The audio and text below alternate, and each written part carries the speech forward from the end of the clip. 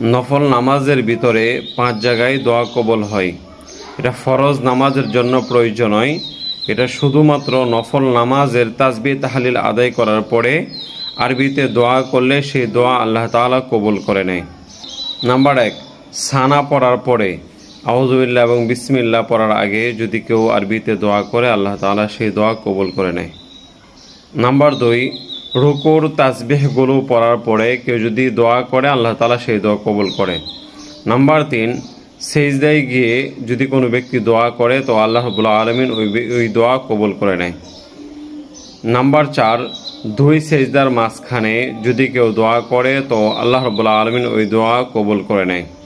Number 5, সালাম ফিরানোর আগে যদি কোনো ব্যক্তি আরবিতে দোয়া করে তো ওই দোয়া আল্লাহ তাআলা কবুল করে নেয়। আমরা চেষ্টা করব দোয়াগুলো আরবিতে করার জন্য এবং সরাসরি কোনো মানুষের ক্ষতি হয় এমন দোয়া না করার জন্য। আমার কল্যাণের জন্য দোয়া করব এবং আমার হেদায়েতের জন্য দোয়া করব, রিজিকের জন্য দোয়া করব, সুস্থতার জন্য দোয়া করব। এই সমস্ত অনেক দোয়া আমরা বিভিন্ন কোরআন ও হাদিসে এবং বিভিন্ন দোয়ার বইতে আমরা পেয়ে যাব। ওইগুলো থেকে মুখস্থ করে তারপরে ইনশাআল্লাহ আমরা দোয়াগুলো করে নিব।